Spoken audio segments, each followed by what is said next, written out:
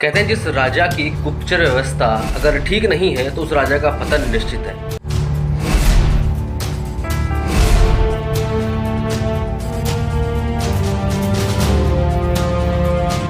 कहते हैं जिस राजा की गुप्तचर व्यवस्था अगर ठीक नहीं है तो उस राजा का पतन निश्चित है।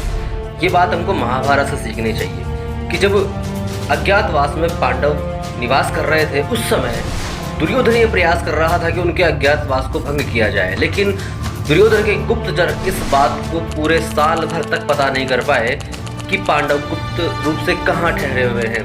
लेकिन जब कीचक का वध होता है, जब उनका अज्ञातवास खत्म हो चुका होता है, उस दिन जब कीचक का वध होता है उस दिन पता चलता है कि किसी ने कीचक को मार दिया है। और उस समय दुर्योधन कहता है कि हाँ, अब मुझे पता चल चुका है कि वहाँ पर पांडव छुपे हुए हैं, क्योंकि कीचक का वध स्वयं दुर्योधन, कर्ण, भीम, पितामह भीष्म ये सब कर सकते थे, लेकिन वो सब तो वहीं पर थे और बाहर था सिर्फ भीम।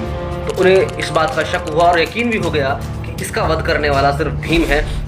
इसलिए अब वो इस बात का इल्ज़ाम अपने गुप्तचरों पर लगाता है कि जो गुप्तचर अपने राजा की कही बात को सफल नहीं कर सके, जो गुप्तचर अपने दुश्मन को ढूंढ नहीं पाए, जो गुप्तचर अपने दुश्मन की जो बातों को पता नहीं कर पाए, वो गुप्तचर किस काम के। ऐसे गुप्तचर होने से तो पूरा राज्य नष्ट हो सकता है, क्योंकि गुप्तचर राजा का एक अंग होता है।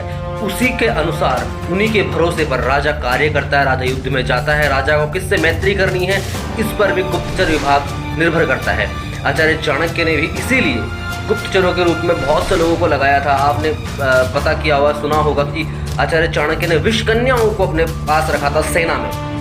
वो गुप्तचर भी थी, सिपाही भी थी, दोनों ही काम करती थी, गुप्त सूचनाएं भी लाती थी और दुश्मनों को मारती भी थी।